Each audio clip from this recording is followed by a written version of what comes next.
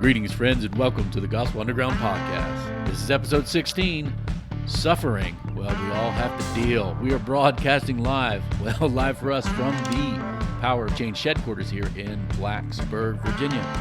I'm here as always with my co-host, hat turned backer today, Jesse Fury. Is this gonna be a normal thing where you call out things that I'm wearing? I had to turn my hat backwards because the brim of it was hitting this wind blocker on the microphone. It's functional, but but it's also very King Griffey Jr. Yeah, like the tank top. If you're old school, it is working. I really do well. not have a tank top on today, nor will I ever wear one again here. Yeah. No, you can always do that here, Jesse. As long as you kind of keep it all together. If you start going sloppy with tank tops, then it's a bad deal, you know. Well, hey, it's a rainy day. We're in the midst of, I guess, finally getting some weather change in here. Getting warm thunderstorms here in Southwest Virginia. We're on the soccer circuit right now, Jesse. Seems like every day we got something going on with the high school team. Your girls are good, man, from Instagram. They're Instagram good. They're Instagram good. I watch most of the world. Their goals. You know, I only put their goals and stuff on Instagram so I don't see when they trip on the ball and when they fall down. And, that's what social media is for. That's right. It's for making the world at least look perfect. That's right. It looks a lot better than it is. Well, in terms of perfecting the world, we talked about hope last time around, episode 15. Really enjoyed that discussion because we really need a hope that does not disappoint. And so I figured we'd follow up a discussion of hope with a discussion of suffering. We won't jump right to it yet, but and my subtitle was "We all have to deal." In other words, we all have to deal. Have to deal with it, right? Yeah. There's no way to avoid it. Like my back hurts really bad today, and I have to deal with that. But before we get to the important, more sober, serious topic of suffering, I figured we'd do for our first segment here today a little bit of a combo of our inner out. Our inner out segment is where we want to go in or out on a topic or subject that we give to each other, and our reviewish segment, where we kind of reviewish books, movies, technology things, whatever gadgets and widgets we want to review. So today we're going to be going in together on something and also reviewing things. One of the things that, as a young married person, that I experienced. Are you a young married person? I don't know. I am 45 years old. And I've been married this Friday. I just reminded myself my anniversary. Ooh, 22 years. So 22 years. So I'm a middle-age-ish married guy. But when I was a youngish married guy, you start shopping for stuff together. And Casey and I quickly realized that we're both like frugal, in the sense that we didn't want to go big fly on everything. We didn't have to buy Tide, for our washing our clothes or anything, go high end. But there were certain things that I realized, self-discovery, that I had to have a certain way. In other words, there were household products or items that I just had to have like name brand on. And the rest of it, I didn't really care. So I kind of made a list, and I figured we could make lists together today on some of those things. You want to throw a few out? Well, yeah. So one of the when you say soda, right. So I don't drink a lot of soda. Actually, my Bonhoeffer House guys are gonna make fun of me about this because I drink Zevia. Yeah, I've never heard of. Is that like stevia? It's made with stevia. Okay. Yeah. And they make fun of me for it because it's really not very good. Right.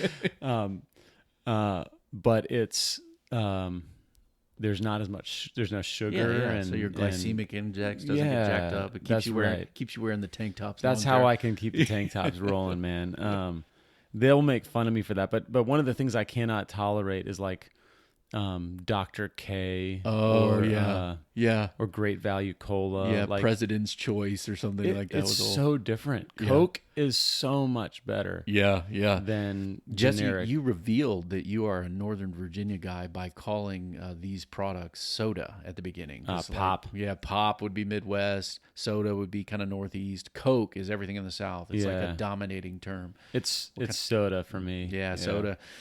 Well, in terms of Dr. K, my wife loves that stuff, and I will tolerate that. So we already have a thing that we've realized that we're different on. Yeah. Well, a couple things for me. First one I'll mention is toilet paper. I couldn't agree more with that one. We are unified on that. Yeah. It's like my high school wrestling coach used to call certain toilet paper. You go on the road, wrestling a different high school or in a tournament or something, and there'd be just bad toilet paper, and he would call it John Wayne toilet paper, the old Western star. And the reason why is he said it was rough, tough, and doesn't take crap off of nobody. And so I can't, I can't deal with the. We don't have to buy like high end, quadruple ply Cottonelle, but I can't take the stuff that just is weak, fragile, and painful. So toilet paper is one for me. Yeah, man, and that's how does anybody buy the other stuff? I don't know. Like trash bags, same way for me, right? Oh yeah, man. Like I really want to be sacking up my trash with some generic brand breakable trash bag. I was like, hey, it's got to be Hefty or Glad or something like that, so we have high trust. The way that you put that was interesting. Yeah, you don't want to be tying that thing up, pulling it out of the receptacle, and it just rips. Quality of life, nothing worse than quality that. of life goes way well, down. Maybe just really terrible toilet paper is worse than that. Any others for you that came to mind? Soda. Cereal. Man. Yeah. Now I'm not saying there's good. You don't have to buy Kellogg's. That's not what I'm saying. Right. But my son Elijah is like he basically only wants original Cheerios. Right. And made if you by buy General Mills or whatever. General Mills. Yeah. And if you buy anything else, he's like, this is not Cheerios. There's something wrong here. And I'm like, just eat your Cheerios, son. Yeah. But then I had a bowl of it, and I was like, these are terrible. Yeah. These are like they're like pre-soggy. They're just not good. Cereal, man. Yeah, if you're feeling like Cinnamon Toast Crunch, some knockoff Cinnamon Toast Crunch, it's just not the same. I mean, I'll eat it, but my two biggest food items are just random, I guess. But the first one is ketchup. Because I don't even acknowledge that there are other ketchups in the world other than the ones that the Pittsburgh Steelers football field is named after, Heinz ketchup. Heinz. So from ketchup? Yeah, Hunt's, like that stuff. I don't know what that is. It's ketchup. It's just like Heinz. Oh man, Heinz. Yeah, it's just like when Chick-fil-A made the move to have these little ketchup cup things. Those are cool. Or dip. They're really cool. They were designed for them, engineered. Of course, they are ketchup. They are Heinz ketchup. Yeah, but really. Yeah, ketchup. Yeah, man. I'm not really a ketchup guy. I'm not really about that life. Got to be that way. And my last one is something I hardly ever eat now. Never did much now, but I used to eat them as a kid all the time, teenagers, and that's Pop-Tarts. Yeah. There are Pop-Tarts, and then there's other kind of store brand things, toaster pastries, yeah, that are just dry, weak, and intolerable. And so we don't hardly ever buy that now, but Casey knows if she wants to buy brown sugar and cinnamon Pop-Tarts, it's got to be the real. Got to be Pop-Tarts. Got to be the real deal. I got Pop-Tarts for my kids. We don't do Pop-Tarts, but I got some once, and they didn't like them. They didn't like. Well, you've raised them well. They were like, I was shocked. Like, Father, where's our fruit and our granola parfait healthy yogurt thing that we eat every day? Our lox and cheese. What are these? I can't even read these ingredients, Father. Yeah. What is yellow number 58? Just eat it. It's delicious. Well, good. Well, hey, there's a little review-ish, in or out-ish on nothingness from us, but I figured we could just have some fun with that before we jump into more serious suffering. Yeah, it's an interesting subject to approach because it's at once a universal, and I mean everybody, right? Thing. Nobody is pleased with every day of their life.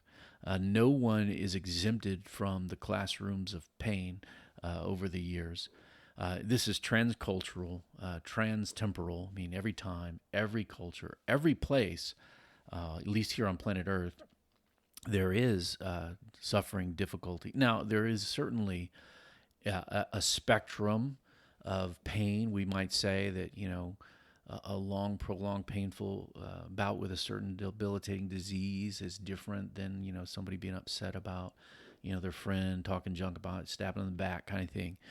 But all suffering is real, and all suffering, certainly we're not exempt from any of it. So in terms of that, but it's also a thing that's leveraged against Christian faith or belief in a good and benevolent and all-powerful God. For instance, philosophically, over time, there have been, say in the analytic philosophy of religion, there have been arguments levied against Christian faith or the Christian God, the God of the Bible, the Jewish and Christian scriptures, Old and New Testaments, levied against how can God exist when there's war, there's pestilence, there's disease, there's innocent people, quote unquote, innocent people suffering. And so that kind of question gets asked a lot. And a lot of times, in my experience, talking with someone who may levy that kind of an argument, it really is, it's pretty personal. It really the question is, why am I suffering? Right? Like why do I feel this pain? If God's so good, and he's so powerful, then why did my dad die? Why can't I find this thing that I want? Why am I suffering the way that I'm suffering? It's very personal. That's right. It is. It really is. And I think that's a good thing to notice right at the beginning here, Jesse, because I really don't want to get into, say, the analytic problem of evil or the logical problem of evil today. That is a topic in and of itself. But I've found over the years when someone asks me, "Hey, how do you believe in God because of X?" Maybe that's my dad died, whatever it might be. I've found, or how do you believe in God with the world has so much suffering? Usually, it's if you're trying to talk to somebody about Jesus, which I think Christians ought to like to do, or at least try to do. I think when you talk to people about Jesus, this is the "what about" question that comes up. What about this? Yeah. What about the war in Syria today? Or what about the suffering somewhere far away or personally in their life? I found that getting into that debate right away is not always helpful unless it really is the actual intellectual hang-up they have. And what I've really found helpful to myself and others in these kind of discussions is just to simply answer the question, I don't know, man, about all that. How do you deal with it? Yeah. In other words, we all have to deal. How do you deal? Because they're asking, obviously me as a Christian, I believe in God. How do I fit all that into my intellectual space or my own existential feelings about life? But I've found it's helpful to return it with a question. I don't know, man. It is pretty bad. How do you deal with that? Yeah. In a follow-up question that I would ask often is, how is that working for you? Yeah. How are you, not only how do you deal with that? How do you make sense of it, let's say, but how's that working out? That's right. That's right. Is that providing for you a sense of, okay, I can sleep at night? Yeah. Which often it's not. Often it's, right. Well, it's not working out very well. Yeah. And I found, even to revisit our last discussion about hope, there are hopes that do disappoint us, and we try to load those on our lives in order to deal with the difficulty. Something painful, disappointing happens. Well, I get a new relationship. I'm broke. Well, I'm going to try to get rich and have lots of money. I don't like, diseases, so I'm going to never eat stevia and Pop-Tarts or whatever because I don't want to put chemicals in my body. I'm going to be perfect. Stevia is okay. Stevia is okay. Yeah, okay. That's fine. I don't know about these things. Not Pop-Tarts. Yeah, so Pop-Tarts are definitely bad. So yeah, we try to alleviate our own suffering through various means. We seek these kind of micro salvations, as it were, through all these things. But when we deal with this, and I don't want to be too simplifying today, but I do want to say, all of us, when we face these things, we have to try to put a puzzle together in our minds, in our hearts, in our lives that try to deal with these three factors. And so, and if you want to kind of imagine there with us, underground listeners, three circles, three spheres of reality. One, you could draw a circle and put the word God in it. We're wrestling with God with this thing. Second circle, you would put humanity, or put me, right? Us, ourselves in it. And then the third circle is we're dealing with these, the suffering itself, we could call it, the circumstances that are unpleasant to me. I'm not using evil there because there are some unpleasant things that may not be evil, right. But I'm just using, hey, I don't like this suffering. So God, ourselves, and suffering. Now, everyone who's a person is going to have to face those three things. And the interesting thing, if you do study major ways of seeing the world, or world and life views, all the various kind of major philosophical systems, religious systems, ways that people think about life, put these spheres together differently. For instance, friends from the East, where we might call pantheistic philosophies. Pan meaning all. Jesse and I probably learned a Greek word for that in our vocabulary recently. Theos, theism, God. Pantheism is the idea that everything is part of the one divine reality. And so these kinds of worldviews have typically dealt with suffering in a unique way. Usually humanity circle and the God circle are kind of merged. Right. Or at least once you become enlightened, you realize, hey, there's a godness of the universe, and I'm really a part of that. My distinction from God is an illusion. All is God, all is one, and I become one with the world. So in that view, the interesting thing is suffering can be viewed as an illusion. Right.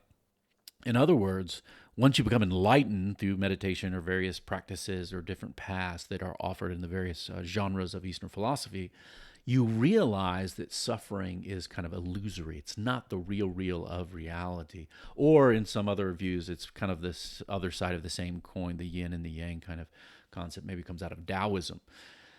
This kind of view, suffering also is when Yoda trains Jedis. He's trying to show them suffering is not real because they can get rid of that by living a different kind of philosophical life. And so pantheism would say God, humanity, suffering. Well, let's just become enlightened to where we realize that suffering is not reality. It is actually something we have to be escape from. Now, there is certain views, let's say like Buddhism, which would say all of life is suffering. Okay, and that's where kind of from our seat where we start philosophical investigation, and that you need to escape that, and the way to escape is through meditation and different practices, and then you become where you realize that you wake up and you realize that it's not actually the real that you're dealing with. Atheism, that the negation of the idea that God is real. Will definitely point out suffering in the world, and certainly as humans is dealing with it. But the elimination is the elimination of the circle that would contain God, that the idea that God exists is not true in light of who we are and what we are suffering. And so atheism would get rid of the circle of suffering. And then various versions of theism or belief in Godism, any of the world's major monotheistic religions, Judaism, Islam, Christianity, and certainly other historical polytheistic religions who believe in gods, you could put a plural on there, have tried to hold these three things together. How, as a human being, in suffering, do we relate to God? And so I just say all that because there's many times someone wants to leverage suffering against a certain view. Hey, you're a Muslim. How do you believe in God if suffering is? Or, hey, you're a Christian. Or what do you do with all the pain in the world? How do you believe these things? Many times it's like, oh, I'm exempt and this is just your problem. No, human beings, all of us, we have to deal.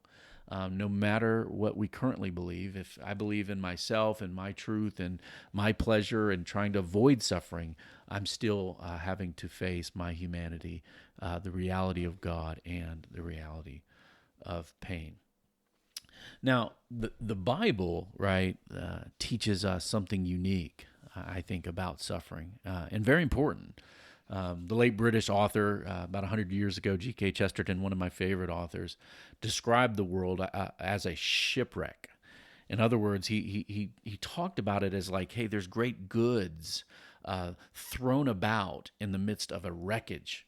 In other words, the world in itself is good, but it's broken. That sin and human rebellion has introduced into the creation a groaning and a chaotic suffering that's not the ideal. And I think us identifying suffering shows us that, hey, this world is not, that intuition that we all have is right. This world is not the way it should be. Right. Anybody who's got a cause to change the world realizes that the world is broken, that there's something wrong with it. And this is something that our faith that Jesus taught us just affirms. This world is broken. Yeah. So that makes me think about, there's kind of a cynical way of looking at the world, which you would say maybe is under the atheistic kind of worldview of don't try to make sense of this. It just is what it is. It is crap on Tuesday. That's right. Be brave, get on with it. And then there's another way of looking at things as though, it's the suffering is illusory. It's and this is past it. Yeah, this is ancient. These two ways of thinking of things, of trying to reckon with suffering and evil, even going back to ancient Greek tragedies. Yeah. You've got Sophocles, whose tragedies are very much, in some ways,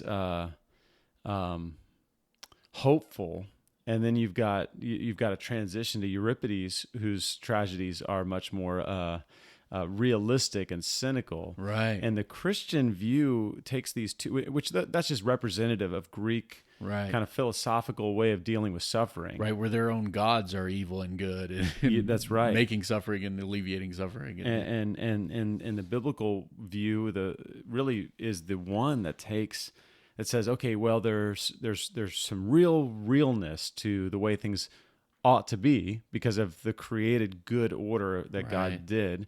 There's also some realness to the way that suffering is, and the really the evils and injustices that we personally experience. Yeah, Chesterton, I don't have it in front of me, but the quote was like, "We're all survivors of a shipwreck, of a golden ship that went down before the foundation of the world." In other words, went down at the beginning of creation.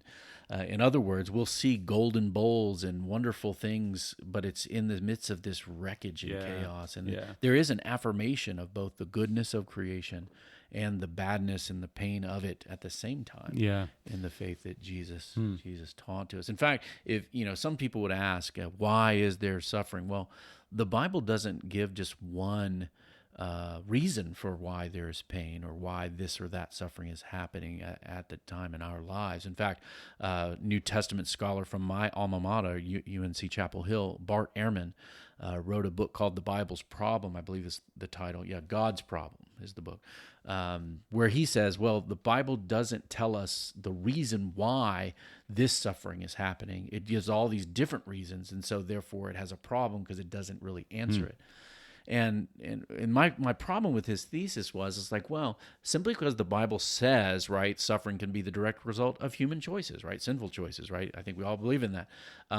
Certainly that God can speak to us through suffering, get our attention, as it were. It can at times be part of God's discipline of his children, those who have faith in him and trust him, and his judgment of what the Bible calls the wicked.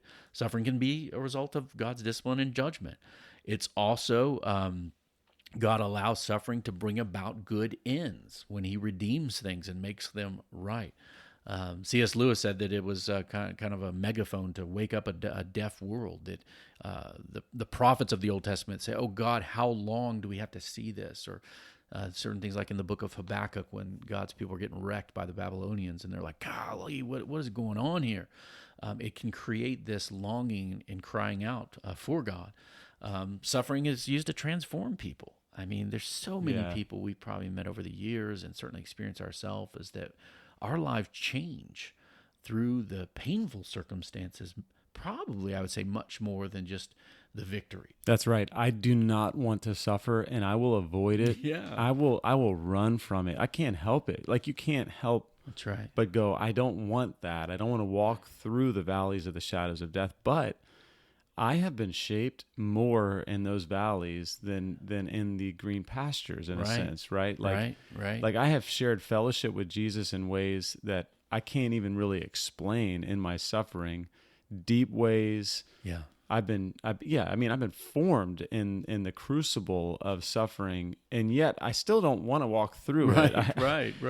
But it's almost more like as you look back, you realize, and that's what Peter's trying to do, and James is doing, and Paul's doing throughout the letters, is saying, hey, consider it joy.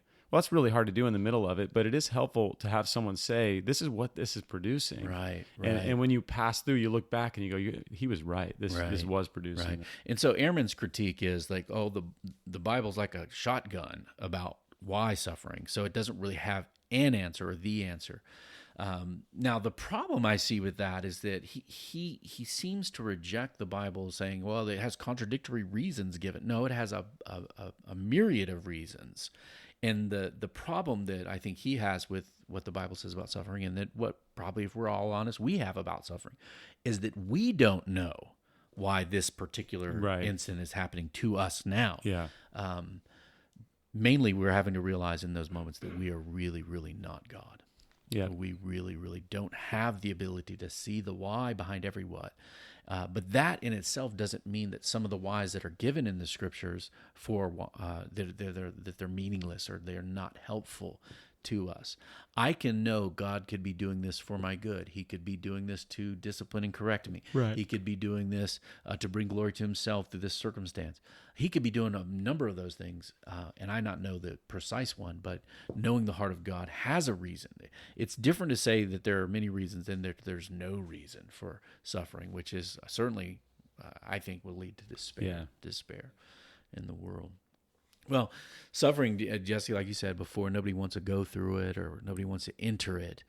But knowing ahead of time certain things, how do I see God, humanity, and suffering beforehand radically changes my experience of it. And so this is where, for me, coming to look at the gospel, the good news of Jesus, is just fascinating. Because even in our kind of basic theology, right, of who God is, who we are, and what suffering is, Jesus himself, right? Think about it. These three circles I mentioned a few minutes ago, the circle of who God is, circle of ourselves, humanity, and suffering itself. Jesus actually united all of these things in one person. Right. He's in the intersection of those three circles overlapping. Yeah, if you put a Venn diagram together with the circles overlapping, you'll see in the middle there's a convergence, not simply in ideas. Well, there's an idea of God, there's an idea of ourselves, there's an idea of suffering. No, in the actuality, in the metaphysical, right? In the ontology of this, Jesus, very God of very God, becomes in actuality a human being, and he suffers with us. He suffers for us, and he suffers to triumph over suffering itself. Yeah. It is a really, really unique story. So in the scriptures, here's what we see. The suffering of the world is taken on and solved by God himself. Jesus becomes a human being, bears suffering on behalf of suffering people. His name, one of his names in the New Testament, Emmanuel, God with us. God is suffering with and for us. His death for sin is a sacrifice in which God himself takes on the sting of death and sin to forgive us, and to not leave us in our sin, but forgive and transform us. His resurrection, right? The ultimate hope that this enemy of pain, sin, death, and decay will ultimately be thwarted, defeated. Jesus raises from the dead, does an end zone dance over death itself. I'm glad you're bringing attention to the resurrection, because I think that's often missed when we think about suffering and hope, especially in the evangelical world where we focus a lot on the cross, which is good and right.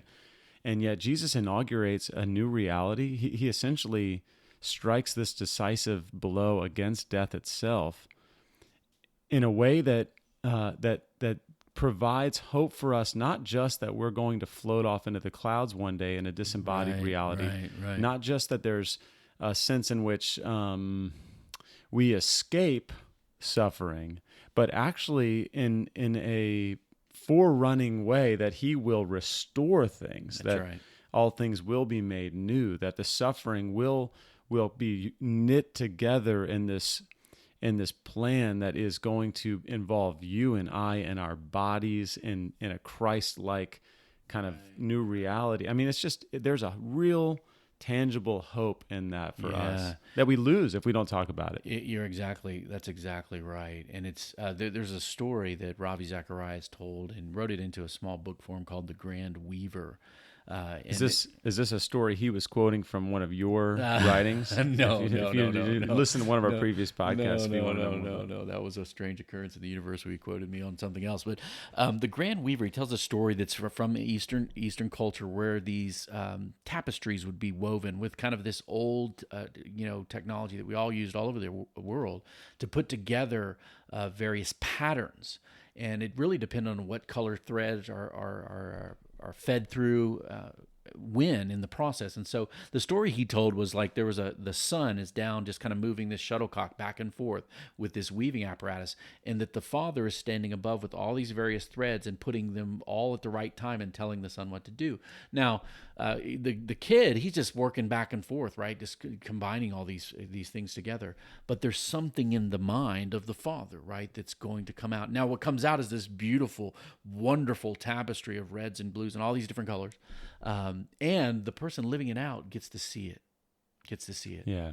And I think life is a bit like that, is that I don't know what this, I talked to my oldest daughter about it. I don't know what this broken leg is in the big story.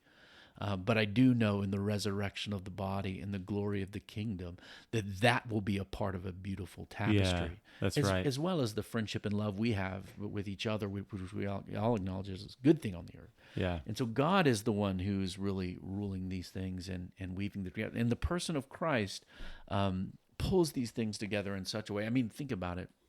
Jesus is called in the Old Testament, Isaiah 53, as one was a man of sorrows, familiar, right, with suffering. Yep. He is our great high priest, and a priest is a go-between, right, who's mediating between us and God. And represents the people, That's right. Brings us up and to God. And Hebrews chapter 4 said he is not a high priest that's unable to sympathize with our pain. We may have been around a religious leader who didn't care about our pain or something, I don't know. But with Jesus, he is the great high priest who can sympathize with his people. And then one of the beautiful stories in the New Testament is that Jesus is actually present with people in their pain. I mean, his first miracles we like to talk about, he turned water into wine at a wedding feast with us in our celebrations. But in John chapter 11, he's also with his friends at a funeral. And it's a joke. What's the shortest verse in the Bible? John 11:35. Yeah. Jesus cried, right? So God is not distant from pain and suffering. He's in it with us in the person of Christ.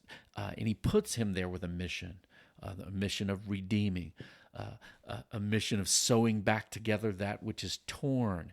And through his own pain and sacrifice, he brings us in and up to God. And at the end, the story is life and resurrection. And so that's why Jesus can say things like, the thief, the enemy, the satanic powers of the world comes to kill, steal, and destroy.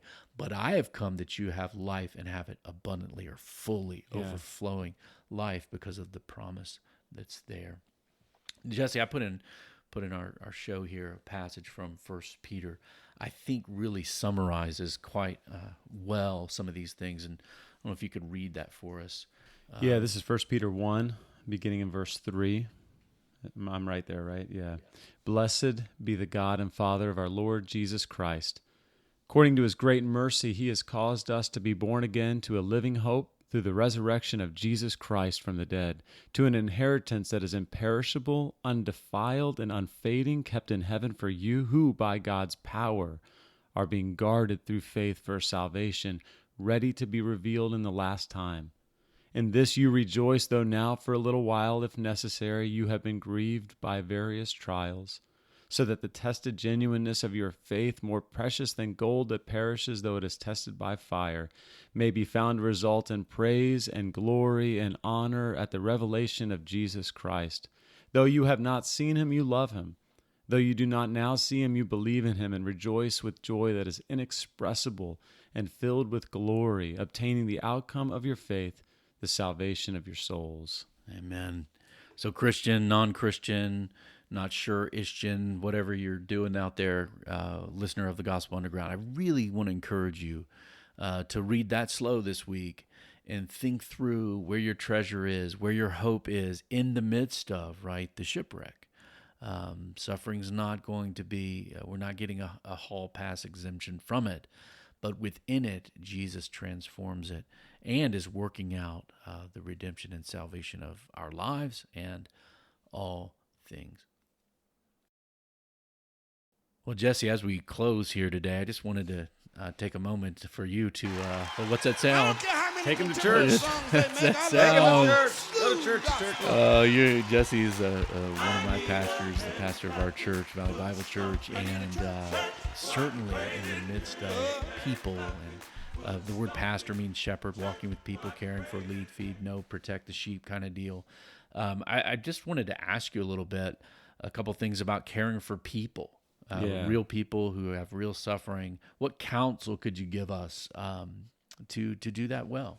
Yeah, so I certainly don't think I'm the expert, but I have walked through some suffering with God's people who are my friends and people that I love, and so I'm gonna pretend like I'm talking to some of my younger guys that I'm training. They might be listening. I make them from time to time. Shout out to the Bonhoeffer House. Bonhoeffer House. So really, like, the main thing. So I've got some don'ts. Yeah. All right. So just don't be an idiot. Okay. This is what I mean by that. Don't be someone who is, don't say too much. So I think there's a tendency, especially with pastors, to feel like we're the answer people. Yeah. It's not just pastors though, right? Like, we all think that we've got the answers. You've been walking with Jesus for like 2 weeks at least, and you already feel like you got the answers. Yeah. Don't say too much. Oftentimes, your presence with someone speaks much, much more than your words. And so I would just say, you think back to Job and his so-called friends who came to him, and really the best thing that they did was not talk. Right? At the beginning, they just sat with him. Yeah. They should have just kept sitting with him, right? I mean, so don't say too much. One thing is don't think that you know more than you know. You mentioned this earlier. There's some, you're talking to Kayla about her broken leg and how that, that's still affecting her, right? She told me just last week or the week before that she can tell when the rain's coming, right? Oh yeah, she's in pain. I mean, today. What is she, 16? How old is she? Yeah, 16. The 16-year-old should not have to deal with pain in her leg because it's raining out. Yeah. Right? The titanium barometer. Yeah. And you're saying, I don't know exactly why this happened to you. I don't know, that's right? We don't want to say too much. And sometimes we think that we have all the answers theologically. We've got our tight theological systems, and we really think we know more than we know. I tell the story sometimes when I talk about suffering, and my daughter Evie, she got a huge splinter in her foot when I was putting a new deck in, or a front porch in, and I had not yet finished the deck, the pine decking, and she was just like running and sliding on the porch, and she got this. It's the biggest splinter I've ever seen in somebody, deep, and it broke as I was trying to pull it out, and that set her over the edge, right? So she's in pain, she's freaking out, 5 or 6 years old, and it's like a traveling experience. We're starting on the deck. I'm trying to pull this thing out. She's freaking out, thrashing, screaming. Eventually we end up with her on our kitchen counter, her foot in the sink, and my wife Jenny like holding her, pinning her down, restraining her. I have a knife, a needle, like a safety pin, and tweezers, and I'm doing like minor surgery on her foot in our kitchen sink. And as a dad, probably listening to her. Okay, so she's screaming. Yeah. She's screaming, "Dad, why are you doing this to me?" She at one point, and I'm like telling my wife Jenny, you're gonna have to like really hold her down. I've got all my weight on her leg, pinning her leg down so she can't pull it back or thrash around, because she's got to get out of her foot. Right. She can't walk. This thing is like, it's still a half an inch long and like as thick as really almost as thick as chopsticks, right? Like it's big. And now it's under the surface.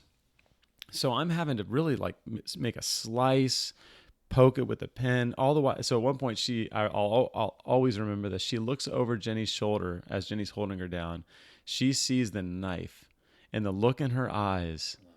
And she screamed, "What is that? Why are you doing this to me, Dad?" And really her experience of this is just suffering, pain, fear. Why would you do this? It's obviously, as we as fathers know, I'm doing this because I love you. And this suffering is not, I would trade your your temporary suffering now, I want you to suffer temporarily so that you will not suffer permanently, or you won't suffer long term. And so that's kind of, it helps me think through, like, oftentimes when I'm suffering, what is God doing? Well, sometimes he's doing some surgery, right? Now, the thing that I can't know for people that I counsel is, did you get that splinter because you were disobeying, right? Yeah, That's where you're saying, were you being foolish? Were you being sinful? Or is this suffering that is coming from the outside that is in some ways meaningless, in the sense of you have not done something to deserve it? Now, it's not meaningless. It's not. It has meaning in that God is working it together. It's not without cause, but it's not caused by you. Right? Yeah. And so I think sometimes we try to speak into that too quickly, or as though we know. I don't always know. The great story from the New Testament, people ask about, a guy who was born blind. Hey, who sinned, him or his parents? And the answer was no, neither. Right? It's like, this was so that God could do something they didn't. Yeah, and in a lot of ways, the answer is you're asking the wrong question, right? Like, watch Jesus work in this is really what he's saying. That's right. Another don't call evil good.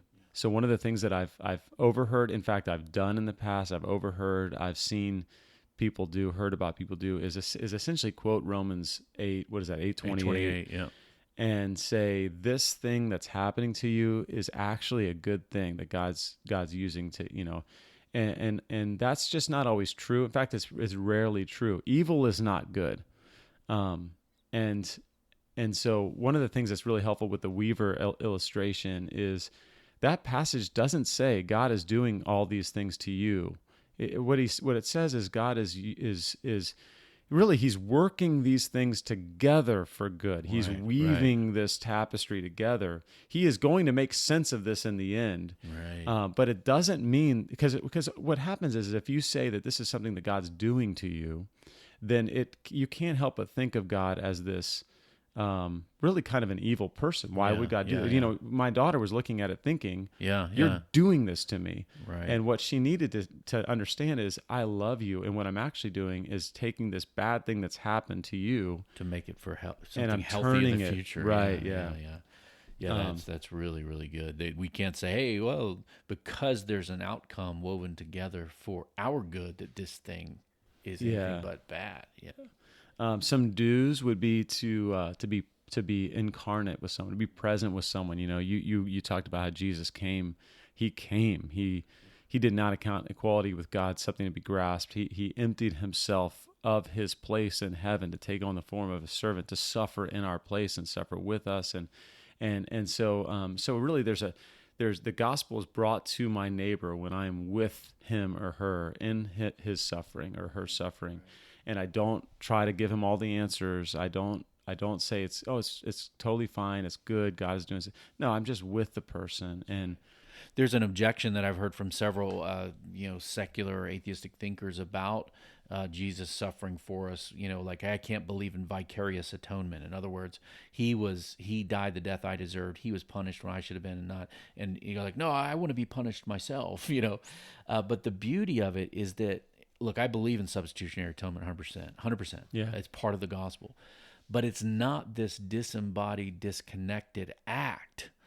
Jesus suffers, right, for us, but also with us. And so his presence in the incarnation, his presence with his people by the Spirit, and his application of the vicarious atonement to us is very personal. Yeah.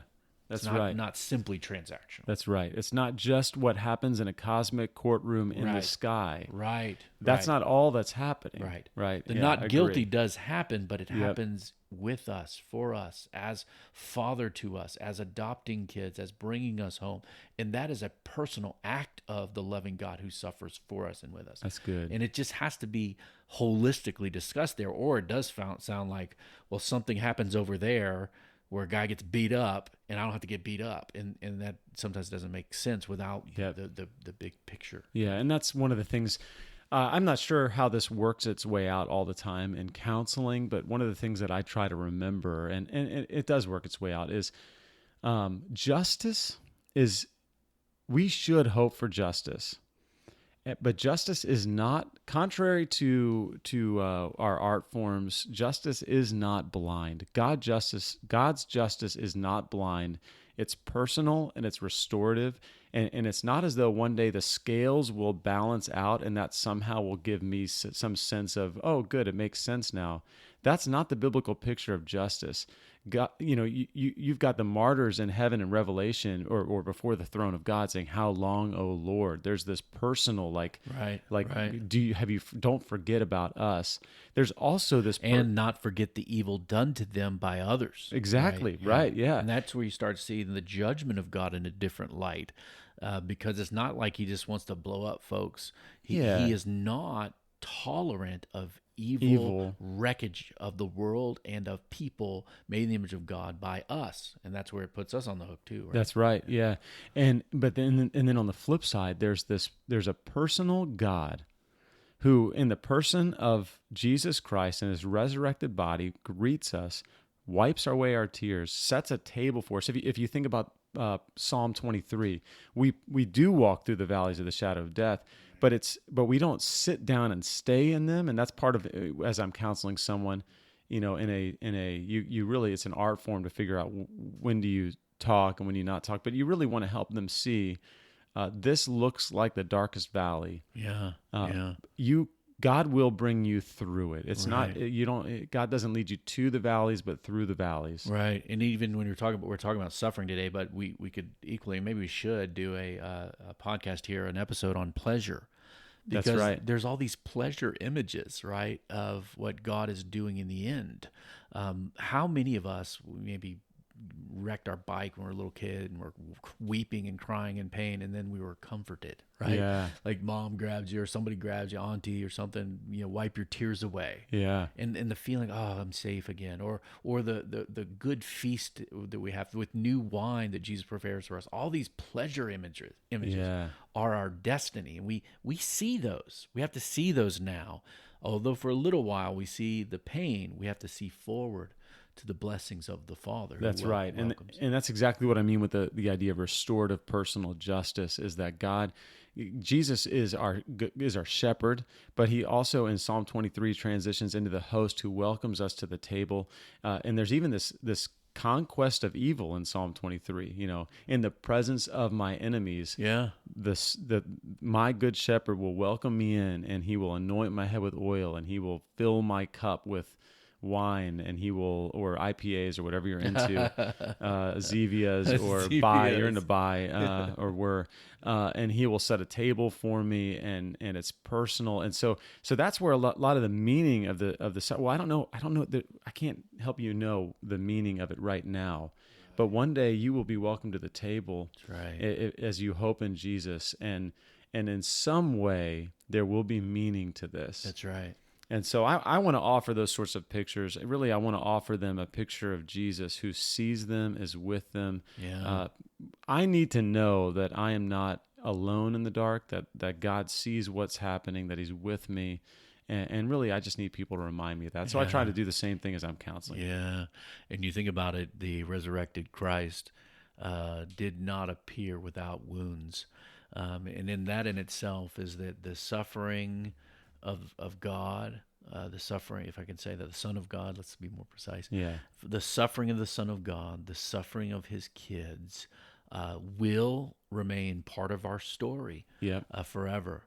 But it's not the crowning chapter, because redemption, the wonderful saving, healing power of God ultimately is triumphant over the scars. Amen. Amen. Well, amen, brother. Thanks so much. And I am back on the buy trip. I'll give you one before you leave, a coconut pina colada flavored buy. It will not move you out of your tank top, but thank you for joining me here, Jesse, today. And thanks as always to Sugar and the High-Lows for allowing us to license the song. See it for yourself, as our theme song, The Gospel Underground, is a joint production of Power of Change and the Bonhoeffer House. We are currently asking you to review us on iTunes. 5 stars. 5-star reviews on iTunes. We're not seeing you do that, but we know you're listening. Send your comments, feedback, questions that you might have that we might even take up here on The Underground to info@thegospelunderground.org. And thank you for the email. We got one this week. Very encouraging. We are a dialogue taking place in the borderlands between the church and culture. Hope to see you out there. We out here, Jesse. Peace. Peace.